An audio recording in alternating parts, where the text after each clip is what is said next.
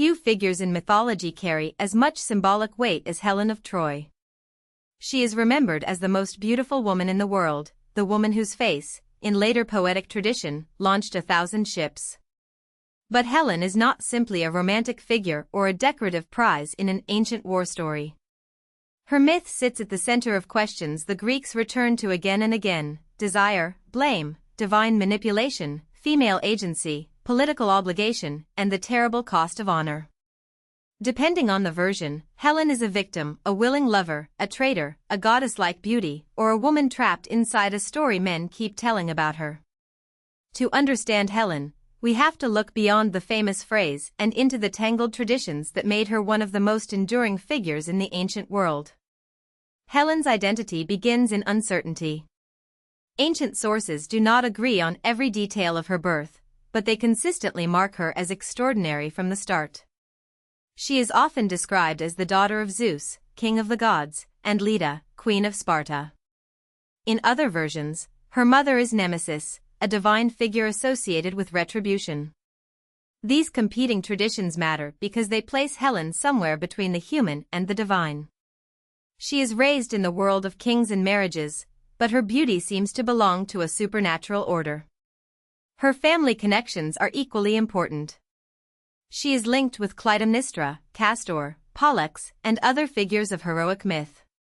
This means Helen is not isolated. She belongs to a powerful Spartan household whose stories connect love, violence, loyalty, and catastrophe. Before Helen becomes associated with Troy, she is Helen of Sparta. In her youth, she is already famous enough to attract danger.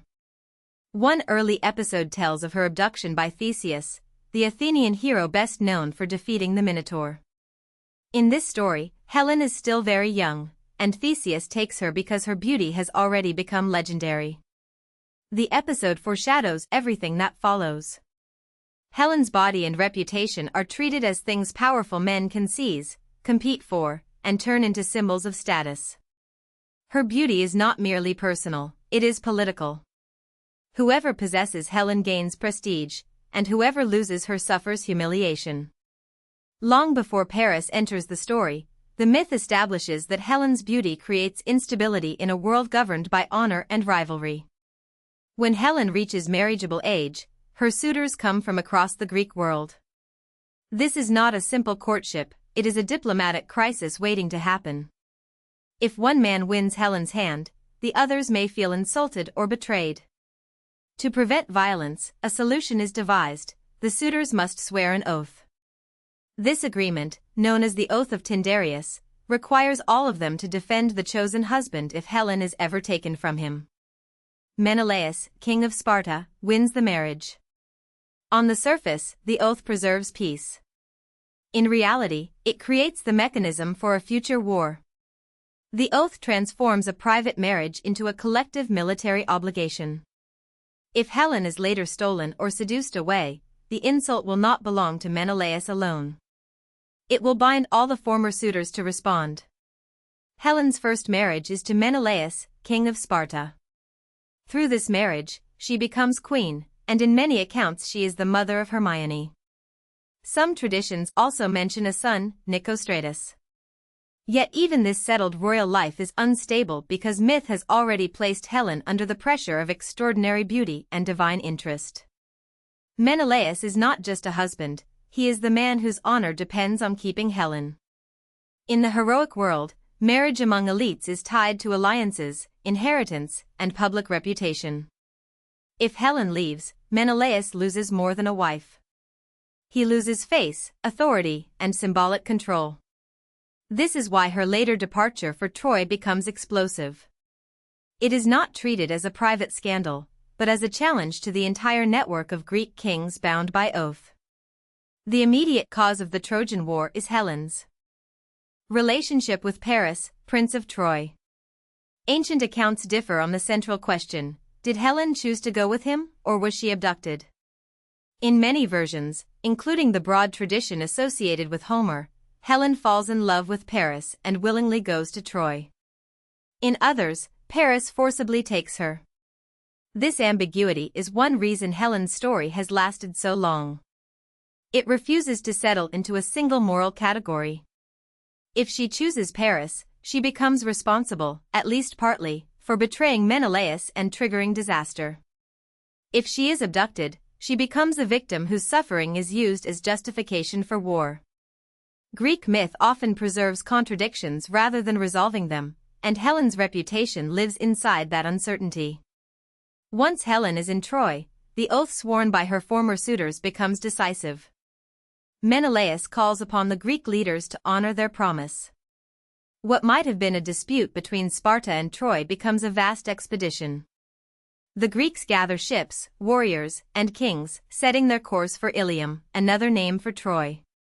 Later literature compresses this into the unforgettable idea that Helen's face launched 1,000 ships, but the deeper logic is political. The war is not caused by beauty alone. It is caused by honor, obligation, alliance, and the inability of heroic rulers to tolerate public shame. Helen becomes the symbol around which these forces gather. Whether she intended it or not, her movement from Sparta to Troy activates a system already built for conflict. Homer's portrayal of Helen is especially complex. In the Iliad, she is not a simple villain rejoicing in destruction. She often speaks with regret, shame, and self-awareness. She understands that the war has brought immense suffering, and she knows that others blame her. At the same time, Homer does not make her purely innocent. She is intelligent, socially skilled, and capable of shaping how others see her. She can condemn herself before others do, a strategy that may express real remorse but also helps soften public judgment. This ambivalence is essential. Homer's Helen is both inside the disaster and trapped by it. She is blamed for events driven by kings, gods, warriors, and long-standing codes of honor, yet she remains one of the most visible faces of the war. Other ancient writers imagined Helen very differently. Some traditions make her more treacherous, even suggesting that she delighted in the carnage around her or used ritual behavior to deceive others. These harsher versions reflect a deep anxiety about beauty, sexuality, and loyalty. A woman desired by many men could be portrayed as dangerously powerful, not because she commanded armies, but because men claimed they acted because of her. Yet there are also traditions that remove her from Troy entirely. In some accounts, Helen never reaches the city at all. Instead, she waits out the war in Egypt, while a phantom or substitute is taken to Troy. This version radically changes the meaning of the war. If the Greeks and Trojans fought over an illusion, then the heroic struggle becomes tragic absurdity. Paris eventually dies during the war, and Helen's fate again depends on which ancient tradition we follow. In Homer's account, she is reunited with Menelaus. This return is striking because it suggests restoration after catastrophe, but not simple forgiveness. After years of death and destruction, Helen returns to the Greek world as a figure forever marked by Troy. Other versions give her a more elevated ending, imagining her ascending to Olympus or receiving honors beyond ordinary mortal life. These endings reflect the strange dual status she held in Greek imagination.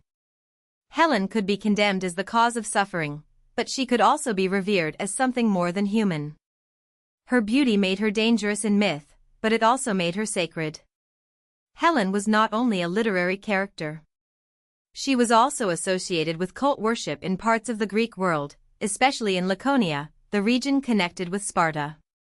At Therapne, she shared a shrine with Menelaus, suggesting that some communities honored them together after death. She was also worshipped in places such as Attica and Rhodes. This religious dimension can surprise modern audiences because we often think of Helen mainly as a character in a love and war story. But in ancient culture, myth and worship often overlapped. A figure could be debated in poetry, represented in art, and honored in ritual. Helen's cult shows that she was not merely blamed or admired from a distance. She occupied a living place in local memory, identity, and sacred practice. Helen's afterlife in art and literature is immense. Images of her appear as early as the 7th century BC, and her departure with Paris became a popular theme in Greek visual culture. Over time, each era reshaped the scene according to its own assumptions. In medieval art, the event was often framed as seduction. In Renaissance painting, it was frequently shown as a forced abduction, using the language of rape in its older sense of seizure. Writers also returned to her as the ultimate emblem of beauty. Christopher Marlowe's famous line from Dr. Faustus asks, "Was this the face that launched 1,000 ships?" That question endures because Helen is more than a person in a myth. She is a mirror for how cultures explain desire, blame, violence, and the stories built around women who become symbols. If you found this helpful, please like this video and subscribe for more explainers.